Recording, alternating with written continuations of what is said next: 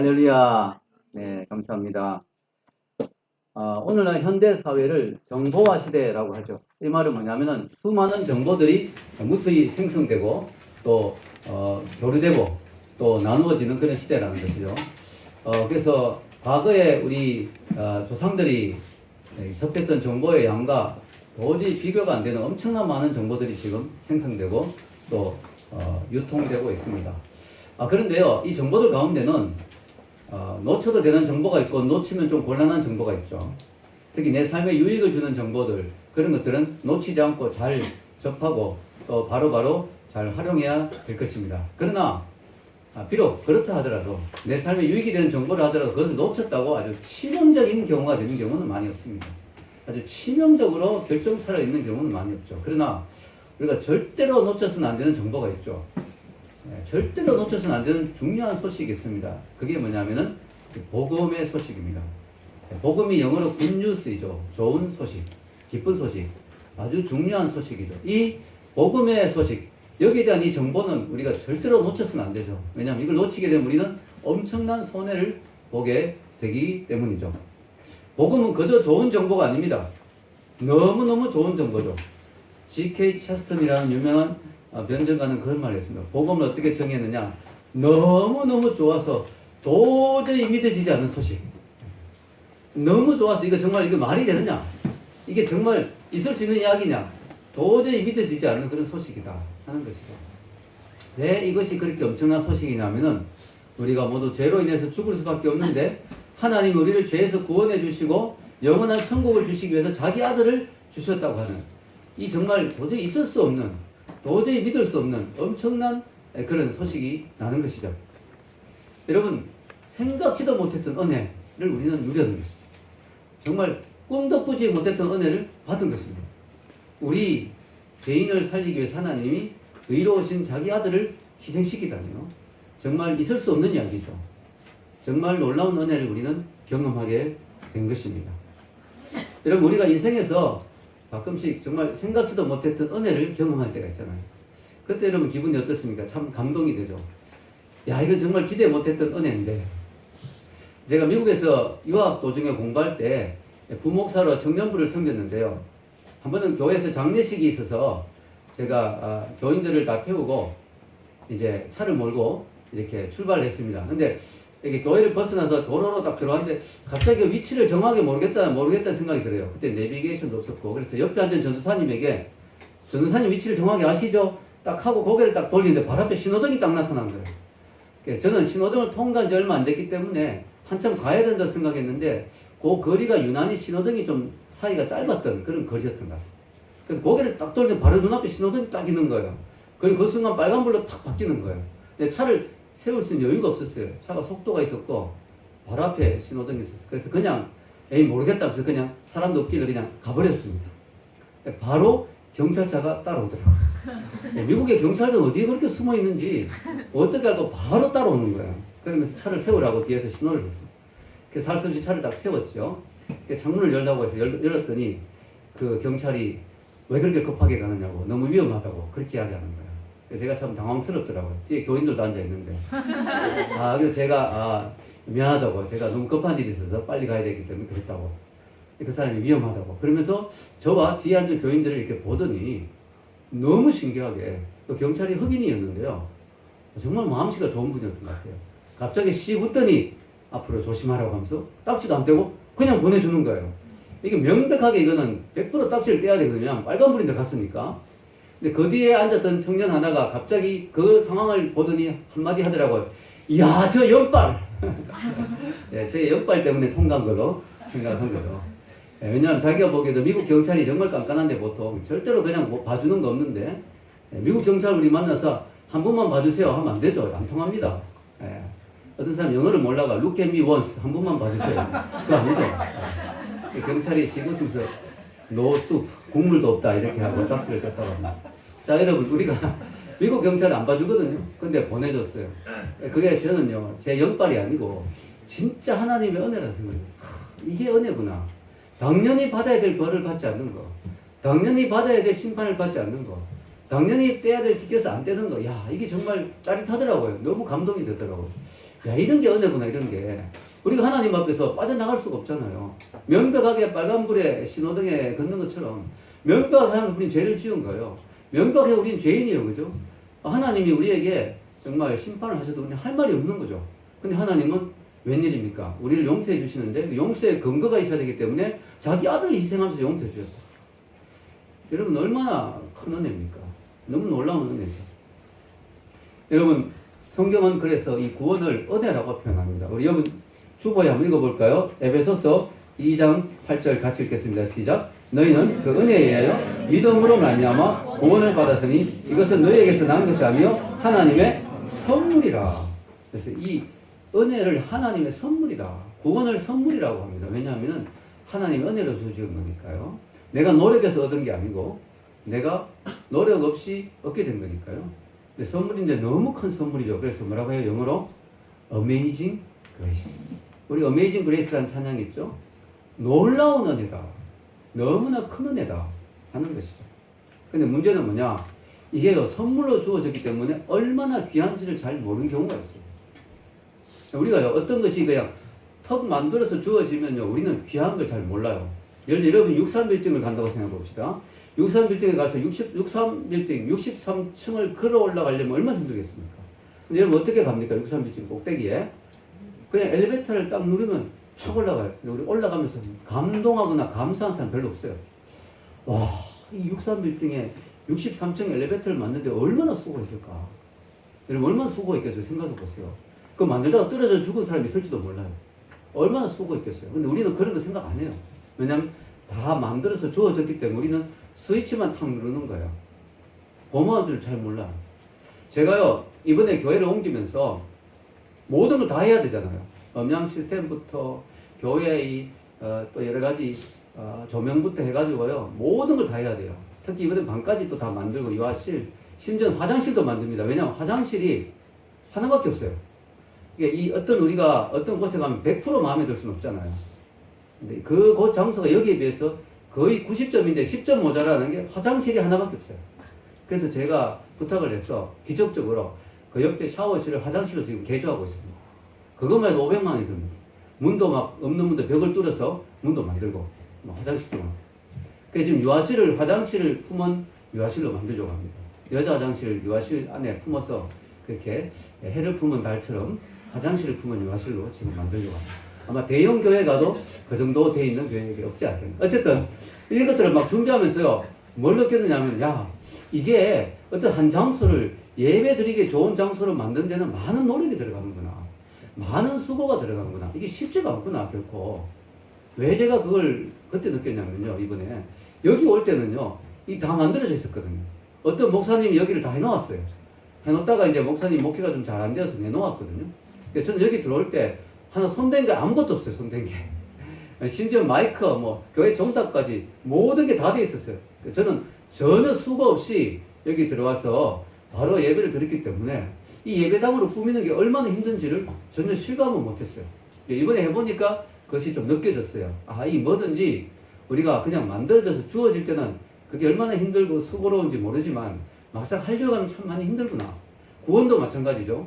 구원을 하나님이 만들어 놓으셨어요. 완성하셨어요. 구원이. 예수님이 뭐라고 하셨어요? 다 이루었다. 근데 예수님이 다 이루었다라고 하려면 예수님이 얼마나 고생하셨어요. 십자가 지고 고통당하고 예수님 입장에서는 엄청 고생을 하신 거예요. 엄청 수고를 하신 거죠. 그리고 예수님이 하신 말씀이 다 이루었다. 우리 입장에서는 뭐예요? 다 만들어서 주신 거예요. 너희가 그 은혜를 나요 믿음으로 말미암아 구원을 받는 이것이 너희에게서 난 것이 하나님의 선물이라. 선물로 주신 거기 때문에 우리는 이게 얼마나 값지고 얼마나 많은 수고를 했고 얼마나 귀한지를 잘 모르는 경우가 많다는 거죠. 이 구원이 소중함을, 이 귀중함을, 또 이 희생과 수고를 모르는 경우가 참 많다는 거죠. 그걸 저는 느끼게 됩니다. 여러분, 오늘 성경에 보면요. 우리가 이 구원에 대해서 범위와 조건이 나오는데요. 구원의 범위가 정말 크죠. 로마서 10장 11절에서 13절 한번 읽어보겠습니다. 성경에 이르되 누구든지 그를 믿는 자는 부끄러움을 당하지 아니하리라 하니 유대인이나 헬라인이나 하였습니다. 한 분이신 주께서 모든 사람의 주가 되사 그 부르는 모든 사람에게 부요하시도다. 누구든지 주의 이름을 부르는 자는 구원을 받으리라. 여기 말씀을 보면요. 구원의 광범위성과 구원의 조건성이 같이 나옵니다. 자, 구원이 일단 광범위합니다. 엄청나게 범위가 커요. 이번에 마침 구약을 신명기를 지난번에 검열을 했더니 도피성 이야기가 나왔는데요. 도피성이 예수님을 상징한다. 도피성의 대로를 엄청나게 크게 만들고 도피하기 좋도록, 그리고 이방인도 거기 와서 도피할 수 있도록 차별이 없죠. 구원도 마찬가지죠. 우리 예수님의 구원도 여기 보면 계속 나오는 말이 뭐예요? 누구든지란 말이 나오죠. 모든 사람의 이런 말이 나오죠. 모든 사람에게 또 나오죠. 누구든지 또 나옵니다. 이게 모든 사람에게 누구든지 이 말이 계속 반복해서 나와요. 이 말은 무슨 말일까요? 구원은 제한이 없다. 구원은 누구든지 받을 수 있다. 아, 너는 얼굴 못생겼으니까 구원 못 받아. 이런 게 없다는 거예요. 야, 너는 공부 못하니까 구원 못 받아. 이게 없다는 거예요. 너 너무 어리니까 구원 받을 수 없어. 너 나이 너무 들었으니까 안 돼. 이런 게 없다는 거죠. 어린아이도 구원 받을 수 있어요. 어린 전도협회의 제 동생이 사역자가 있잖아요. 어린아이들도 구원을 이야기하면 영접합니다, 예수님을. 그래서 어린이 사역자들이 제일 싫은 말이 뭔지 아세요? 애들은 가. 제일 싫어요, 그 말.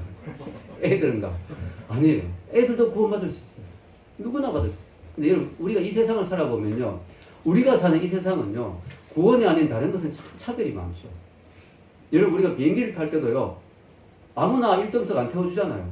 돈 많은 사람은, 그죠? 돈 많이 낸 사람. 탈 때도 차별해요. 1등석 사람부터 먼저 태워줘요. 2등석, 비즈니스석이라. 3등석. 3등이라면 기분 나쁠 것 같아요. 이코노미. 말은 좋지요, 이코노미. 우리가 보면 차별이 있어요, 차별이. 은행에 가보면요. 꼭 보면 되게 분위기 좋은 안쪽에 되게 럭셔리어스하게 해가지고 VIP 룸이라고 적혀있어요. 거기는 뭐냐면 돈 많은 사람만 들어간 것 같아요. 왜냐면 한 번도 저보고 거기 들어오라 안 했어요. 제가 은행을 수없이 많이 갔는데 한 번도 저보고 이쪽으로 들어오시죠. 이쪽에서 업무 보시죠. 이런 사람이 없더라고요. 아무나 못 들어가요. 차별하더라고요. 아, 이게 아무나 들어가는 게 아니구나. 여러분, 우리가 이 세상에는요, 차별이 참 많습니다. 그죠? 구별이 많아요. 그러나, 하나님 앞에서는 우리가 모든 사람이 똑같이 대우받는다. 할렐루야. 여러분, 우리가 콘서트 같은 데도 앞에 가려면 티켓을 로얄 티켓 비싼 거 끊어야 돼요. 근데 여러분, 교회는 앞에 오려면 일찍 오면 돼요. 심지어 늦게 와도 어떤 사람은 앞에 자리가 빈 경우가 있어요. 차별이 없어요, 차별이. 앞에 올 수 있다는 거죠, 앞에. 누구든지 원하면 얼마든지 은혜를 삼아 앞에 놓을 수 있고, 얼마든지 하나님 앞에 놓을 수 있다. 아멘입니까? 차별이 없어요. 얼마나 감사합니까? 그런데요, 또 하나는 우리가 생각해서는 차별은 없지만 뭐요? 조건은 있다. 즉, 누구나 들어갈 수 있지만 아무나 들어가는 건 아니다. 그럼 조건이 뭐냐? 나오죠? 주님을 믿고 주님의 이름을 부르는 자만 들어갈 수 있다. 즉, 예수님을 믿고 예수님의 이름을 부르는 자만 들어갈 수 있습니다. 누구나 들어갈 수 있지만 아무나 들어갈 수는 없다. 어떤 사람이 들어갈 수 있느냐? 예수님을 믿고 그 이름을 부르는 자.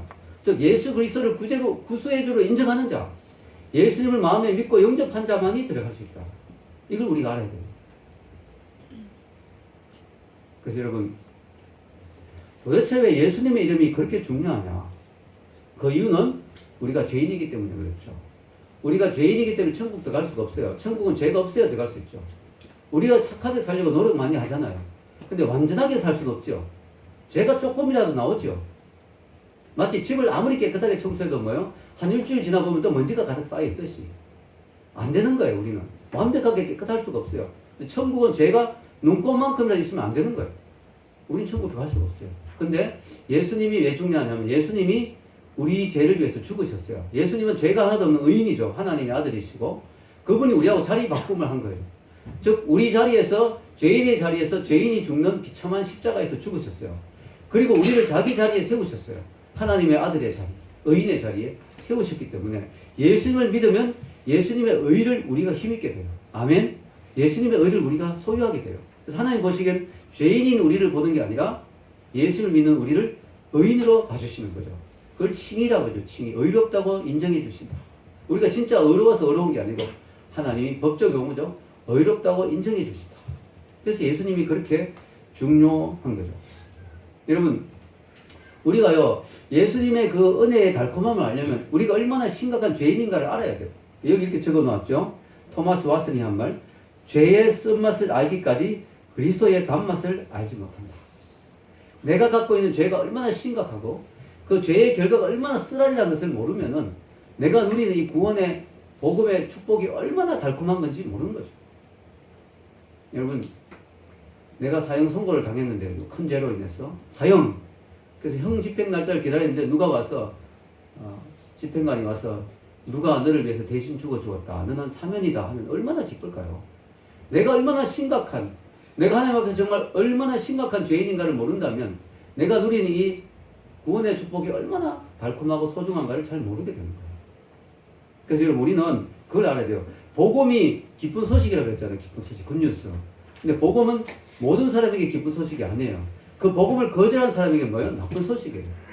왜냐하면 우리에게 심판이 기다리고 있다는, 그게 복음이 주는 메시지거든요. 또 하나는 복음은 우리를 구원해 준다는 메시지만 동시에 구원이 필요한 존재라는 메시지예요. 복음.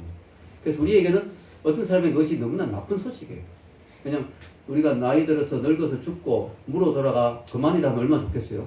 근데 그게 아니다. 너는 심판이 있다. 그게 복음이 말하는 소식이거든요. 근데 그 심판에서 너를 건져준다. 그래서 언제나 양면성이 있어요. 기쁜 소식과 나쁜 소식.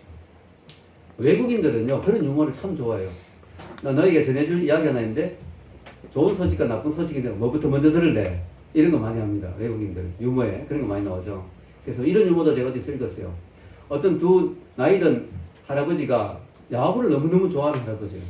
그래서 그게 너무너무 궁금해. 죽고 난 뒤에 천국에도 야구가 있는지 그게 너무 궁금한 거야. 아마 준호는 농구가 있는지 되게 궁금할 텐데. 너무 궁금했거든. 그래서 서로 약속을 했어요. 야, 너 우리 둘 중에 누가 먼저 죽으면 우리 반드시 꿈에라도 나타나서 야구가 있는지 꼭 이야기해 주기로 하자. 그리고 이야기했어요. 근데 한 명이 먼저 죽었어요. 며칠 후에 진짜 꿈에 자기 친구가 나타났어요. 그러면서 야, 내가 너에게 소식을 갖고 왔다. 좋은 소식과 나쁜 소식인데 뭐부터 들을래? 좋은 소식부터 들어보자 하니까, 야, 좋은 소식은 천국에 가보니까 야구가 있더라. 이야, 정말 좋네. 나쁜 소식은 뭐야? 그러니까 오늘 밤 내가 선발 투수야. 오늘 밤 너가 선발 투수야. 너도 오늘 밤 죽는다 이 말이죠. 네, 그건 나쁜 소식이라는 거죠. 오늘 밤 네가 선발 투수야. 자, 여러분, 우리가 좋은 소식과 나쁜 소식, 우리가 복음을 좋은 소식으로만 생각하면 안 돼요. 이 복음을 거절하는 대다수의 사람들에게 이것은 너무나 나쁜 소식이에요. 왜냐하면 우리에게 심판이 있다는 거죠. 여러분, 여기 보면요, 요한복음 3장 16절 같이 한번 읽어봅시다. 하나님이 세상을 이처럼 사랑하사 독생자를 주셨으니 이런 그를 믿는 자마다 멸망하지 않고 영생을 얻게 하려 하심이라. 여기 보면 좋은 소식은 뭐예요? 하나님이 우리를 이렇게 사랑하셨다는 거죠. 또 좋은 소식이 뭐예요? 독생자를 주셨다는 거예요. 또 좋은 소식이 뭐예요? 이 독생자를 믿으면 뭐예요? 영생을 얻는다. 얼마나 좋은 소식이에요. 근데 나쁜 소식은 뭐예요? 멸망한다. 예수님을 믿지 않으면 멸망한다. 이 말은 예수님을 믿으면 영생을 얻지만 믿지 않으면 어떻게 된단 말이에요? 망한다. 망한다. 여러분, 지금 바깥에 예수님을 안 믿는 여러분의 친구들, 친척들, 예수님을 안 믿으면 어떻게 돼요? 망한다는 거예요. 큰일 난다는 거예요. 나쁜 소식이죠. 이건 너무나 나쁜 소식이죠. 큰일 난다는 거죠. 여러분, 우리가 알아야 될 사실은요, 예수님을 알고 믿으면 구원받는다는 이 기쁜 소식의 뒷면에는 예수님을 모르면 멸망한다는 엄청난 심각한 이야기가 있다는 거죠. 히브리서 9장 27절, 성경의 곳곳에 경고하고 있죠. 읽겠습니다. 한 번 죽는 것은 사람에게 정해진 것이요 그 후에는 심판이 있으리니. 네, 여러분 분명히 말하고 있죠. 죽는 거로 끝이 아니다. 그래서 인생 너무 괴로워, 죽어버리자, 자살하자, 끝나버릴 것 같은데 그게 아니다는 거예요. 여러분, 죽는 걸로 끝나는 게 아니다는 거죠. 그 다음에는 심판이 있다고 분명히 말하죠. 너무 나쁜 소식이죠. 이거는. 근데 좋은 소식은 뭐예요? 그 심판에서 우리가 구원받을 길이 열렸다. 아멘. 그 예수님이 우리에게 오셨다는 거예요. 이게 너무 좋은 소식이죠. 여러분, 이걸 경고해 줘야 돼요. 경고. 세상 사람들이 이 경고를 들을 필요가 있어요. 그냥 이렇게 살다 죽으면 안 된다. 그냥 이렇게 열심히 살다 죽으면 끝나는 게 아니다. 이 경고를 들을 필요가 있어요. 제가 사는 이 기름 뉴타운에 최근에 새로운 참 신기한 신호등이 하나 생겼어요. 우리 혜림이가 다니는 개성고등학교 그 앞에 있는 신호등인데요. 거기 뭐냐면은 미세먼지 신호등이라는 게 생겼어요. 여기 어떻게 생겼냐면요, 길쭉한데 거기에 이렇게 사람 얼굴 같이 웃는 얼굴이 딱 있는데, 이제 미세먼지가 없고 좋을 때 파란 색깔 이렇게 덩이 들어오는 거예요. 그걸 볼 때마다 기분이 좋고 안심이 놓이죠. 야, 미세먼지가 없고 좋구나. 근데 어제 제가 이제 그쪽에 내려갔는데, 어제 미세먼지 정말 심했거든요. 근데 깜짝 놀란 거야. 그 미세먼지 신호등에 웃는 얼굴로 파란색이 딱 켜지는 거예요. 그걸 딱 본 순간 제 마음에 어떤 생각이 딱 떠오르냐면 거짓 선지자네? 아니 그러니까 이 지금 미세먼지가 너무 심해가 지금 심각한데 얘는 너무 즐겁게 웃고 있으면서 파란색으로 딱 비추고 있는데 그걸 보는 순간에 진짜 제가요, 야 이거 저 거짓 선지자다 이거, 이런 생각이 막 드는 거예요. 우리가 구약에 보면 거짓 선지자의 특징이 뭐냐면은 지금 하나님의 심판이 지금 목전에 와 있는데 지금 나라가 망하게 돼 있는데 평안하다 평안하다 그러는 거예요. 왜냐하면 나쁜 말 하면은 사람들이 자기를 핍박하니까 좋은 말에서 떡을 얻어먹기 위해서 대접받기 위해서 이 거짓 선지자들은 계속해서 평안하다 평안하다, 그들이 엄청나게 하나님 앞에 죄를 짓고 엄청나게 지금 심판이 다가오고 있는데 평안하다 어떻게 됐어요? 나라가 망해버렸어요. 북이스라엘 완전히 망했잖아요. 남유다 포로로 끌려갔잖아요. 이런 상황이 닥치고 있는데도 평안하다 하다가 죽었다는 거죠. 우리가 이걸 생각하면서 이 거짓 선지자가 되면 안 되죠. 오늘날 우리가 이 분명히 이 목회자가 먼저 이 메시지를 잘 전해야 되죠. 이렇게 살다가 죽으면 평안한 게 아니고 심판이 있다. 예수님 안 믿으면 큰일 난다. 이 교회에서 이런 메시지를 전해야 돼요. 요즘 복음이 많이 사라지고 있잖아요. 그냥 예수님 믿으면 복 받는다. 긍정적으로 살면 하나님이 다 도와주신다. 너무 이런 메시지만 전하면 안 되는 거예요. 우리가 복음의 메시지를 분명히 전해줘. 그냥 살다가 죽으면 큰일 난다. 지옥이 있다. 심판이 있다. 이걸 전해야 되죠. 그리고 동시에 구원의 길이 있다 하는 것을 전하는 것이죠. 여러분 우리가 거짓 선지자가 되면 안 돼요. 여러분 친구 우정관계 해칠까 봐 매일 좋은 말만 하면 안 돼요. 야, 너 열심히 살고 있네. 좋다. 착하다. 그래 잘 살아라. 이렇게만 하면 안 되는 거예요. 야, 미안한 말이지만 진짜 듣기 싫겠지만 너 이렇게 살다 죽으면 지옥 가. 큰일 나. 이 말도 지혜롭게 해야 되지만 할 필요가 있다는 거죠. 해야 된다는 거죠. 우리가 그 미세먼지 신호등처럼 지금 심각한데 웃고 있는 파란 신호등에 대해서는 안 되지 않겠습니까? 우리가 생각해 봐야 되는 거죠. 여러분 우리 어떤 사람은 우리 인생을 이렇게 표현했어요. 120층 꼭대기에서 자살하려고 뛰어내린 사람과 비슷하다. 왜 120이냐면 오래 살면 한 120살까지 사니까. 여러분 사람은 누구나 지금 120층 꼭대기에서 뛰어내린 거하고 똑같다. 왜냐? 지금 떨어지고 있다는 거예요. 우리 시간이 가면 여러분 결국은 죽음이 다가오잖아요. 어떤 사람 먼저 뛰어내린 사람은 한 30층까지 도달했고 젊은 사람이 이제 뭐 아직까지 100층밖에 안 됐을 수도 있지만 결국은 떨어져 죽는 건 똑같아. 그래서 여러분 우리 인생에는 뭐가 필요하냐면요. 인생은 어떻게 살면 멋있게 살지 하는 철학적인 이야기나 인생은 어떻게 하면 낭만적으로 살지 하는 낭만적인 이야기가 필요한 게 아니고요. 이 120점 꼭대기에서 떨어지고 있는데 이걸 건져줄 사람이 필요한 거예요. 우리에게는. 무슨 말인지 알겠습니까? 우리에게 누가 필요하냐면 철학자가 필요한 게 아니고요. 사상가가 필요한 게 아니고요. 위로자가 필요한 게 아니고 구원자가 필요한 거예요. 구원자가. 아멘입니까? 예수님의 이름이 뭐예요? 예수라는 이름의 뜻이 세이비어. 구원자라는 뜻이죠. 구원자. 여러분 우리에게 철학자가 필요한 게 아니고요. 구원자가 필요한 거예요. 구원자가. 왜냐면 우리 너무 심각하니까. 120층 꼭대기에서 지금 떨어지고 있으니까 조금만 지나면 우리가 박살 날 거예요. 바닥에 떨어졌어. 근데 우리를 낚아채서 구원해줄 누군가가 필요하다는 거죠. 그분이 예수님이라는 거죠. 여러분 참 놀라운 거죠. 예수님이 어떻게 참 이렇게 대단한 분인가. 2000년 전에 몫으로 오셨고 내가 얼굴도 한 번도 못 본 그분인데 그분의 삶이, 그분의 죽음이 어떻게 내 인생을 이렇게 영원히 구원할 수 있는가. 이건 너무나 놀라운 이야기죠. 정말 너무 엄청나서 믿어지지 않는 이야기입니다. 그러나 구약의 하나님은 이미 300개가 넘는 예언을 주셨고 예수님이 그 구약을 그대로 이루시고 예수님이 이 땅에 오셔서 우리 위해서 살다가 죽어주시고 부활해 주셨어요. 그래서 그 예수님을 믿는 것이 내 인생에서 가장 중요한 일이다. 여러분 결론적으로 우리가 이 귀한 구원의 소식, 복음의 소식을 알게 된다면 우리는 어떤 반응을 해야 될까요? 어떤 반응을? 두 가지를 말씀드리고 싶어요. 첫째는 어떻게 해야 되냐? 이 복음에 적극적으로 반응해야 됩니다. 그냥 듣고 지나가면 안 됩니다. 한쪽 귀로 흘려버리면 안 됩니다. 우리가 중요한 정보를 접하면 그 정보에 반응해야 결과가 있죠. 누구에게 장학금을 준다 하면 서류를 내야 장학금을 받잖아요. 예.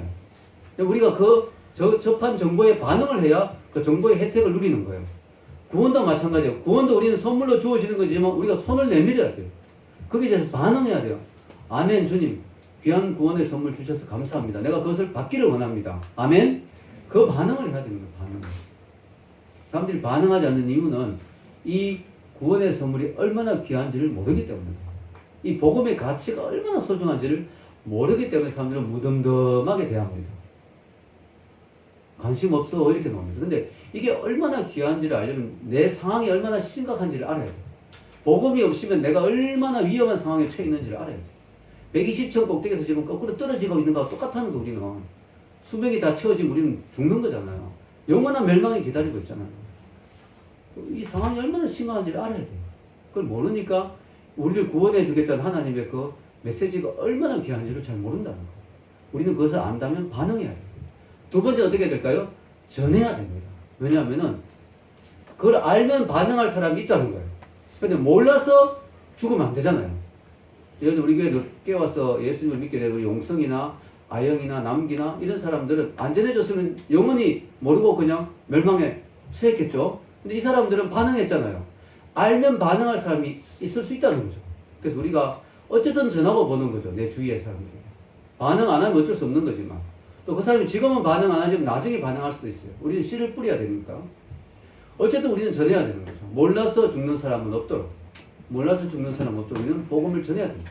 오늘 로마서 10장 14절 15절 이렇게 말하고 있습니다. 읽겠습니다. 그런즉 그들이 믿지 아니하는 일을 어찌 부르리요? 듣지도 못한 일을 어찌 믿으리요? 전파하는 자가 없이 어찌 들으리요? 보내심을 받지 않으면 어찌 전파리요? 기록된 바 아름답도다 좋은 소식을 전하는 자들의 발이여함과 같으니라. 여기 보면 되게 많이 나온다는 어찌죠, 어찌. 어찌. 여러분, 우리가 믿지 않는데 어찌 하나님 이름을 부를 수 있겠습니까? 그런데 나에게 전해준 사람이 없으면 어떻게 믿음이 생길 수가 있겠습니까? 또 보내신 그분이 없으면 어떻게 전하는 사람이 있겠습니까? 여러분 지금도 우리가 마찬가지죠. 오늘날 사람들이 복음을 들을 수 있는 이유는 뭐예요? 누군가가 전해주었기 때문에. 전해준 사람이 있는 이유는 하나님이 그 사람을 보냈기 때문에. 여러분 우리나라도 100여 년 전에 선교사님이 와주지 않았다면 어떻게 될까요? 우리는 복음을 못 들었던 거죠. 지금도 우리는 어둠 가운데 있겠죠. 이 나라의 민족은. 복음을 모르고. 근데 그 귀한 선교사님들이 생명 걸고 많이 죽었잖아요. 한국에 와서. 생명 걸고 와서 그죠? 어떻게 됐어요? 복음을 전해 주었기 때문에 전파한 자가 있었기 때문에 우리가 들을 수 있었고 들은 사람들 중에는 믿음으로 반응한 사람이 나왔고 그래서 주님의 이름을 부른 자들이 나왔다는 거죠. 안전하면 어찌 알 수가 있겠습니까? 여러분이 옆에 사람에게 복음을 안 전해주면 그 사람들이 어찌 예수님을 알 수 있겠습니까? 어찌 알 수 있겠냐고요. 그래서 여러분 전해야 되죠. 전할 자신 없다. 나는 신학적으로 복음적으로 막 성경적으로 설명할 수 있는 능력이 없다. 그러면 어떻게 해야 될까요? 교회 데려오면 되는 거예요. 데려오면 목사님이 설교해 주시고 성경 공부 같이 하고 셀 모임에서 나누고 하다 보면 예수님을 알게 되겠죠. 어쨌든 우리는 데려와야 되고 복음을 들을 기회를 그들에게 주어야 되죠.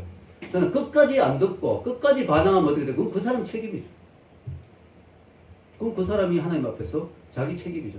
근데 우리가 안전해서 몰랐다. 그럼 우리 책임도 있죠. 성경에 보면 핏값을 너에게 찾으리라 예수님 말씀하셨죠. 성경에 참 하나님 말씀하셨죠. 구약에 보면 핏값을 찾으리라. 우리가 해야 되는 거죠. 이야기. 여러분 가끔씩 보면 그런 기사가 나오죠. 우체부가 우편 배달하다 귀찮아서 다 내버리고 가끔씩 그런 기사 나와요. 야 진짜 이게 이럴 수가 있는가. 얼마나 귀중한 소식이 그 안에 있을 수 있는데 우리가 그런 사람이 되면 안 되죠. 복음을 나에게 전달됐으면 내가 또 전해주어야 되죠. 여러분 우리가 이 복음의 소식은요 너무 중요한 게 이 복음의 소식에서 한 사람의 영원한 생명이 달려있기 때문이죠. 이번 주간이 고난주간입니다. 여러분 고난주간. 고난주간은 뭡니까? 예수님의 십자가의 고난을 기억하는 주간입니다. 그죠? 그래서 여러분 금요일 오전 한 끼 정도는 금식할 수 있는 분은 하시고요. 그래서 우리가 주님 앞에서 고난주간을 기억하고 준비하면 좋겠는데요. 제가 수박을 차 뒤에는 수박을 몇 년 전에 잘못 들어가지고 어깨를 좀 다쳤어요. 지금도 계속 안 나와서 좀 많이 힘듭니다. 그래서 도수 치료를 누가 좀 좋은 데 있다고 소문을 또 소식을 전해줬어요. 소식이 정보가 중요하잖아요. 갔더니 이분이 치료를 정말 잘하는 거예요. 근데 너무 아픈 거예요. 그래서 소개받고 왔습니다. 그러니까 잘 오셨습니다 하면서 마음이 너무 아픈 거예요. 아프다는 이야기는 안 들으셨죠? 예, 안 들었습니다. 그래서 소개해주면서 아프단 말을 안 해줬어요. 이 사람이. 했으면 제가 안 갔을 수도 있는데 너무 아픈 거야. 근데 그분이 그렇게 이야기하더라고요. 아파야 낫습니다. 그 말 듣는 순간에 갑자기 감동이 오는 거야. 아, 그래서 예수님이 아팠구나. 우리를 낫게 하려고 아팠구나. 예수님 우리를 치료하시려고 그렇게 아프셨구나. 그런 생각이 제 마음에 밀려 들어갔습니다. 그러면 고난주간은 예수님의 아파하신 시간들을 우리가 기억하며 감사하는 시간입니다. 예수님이 왜 아파하셨을까요? 우리를 낫게 하려고. 영원히 병들어 있는 우리를 치료하려고 예수님은 그렇게 많이 아파하셨던 거죠.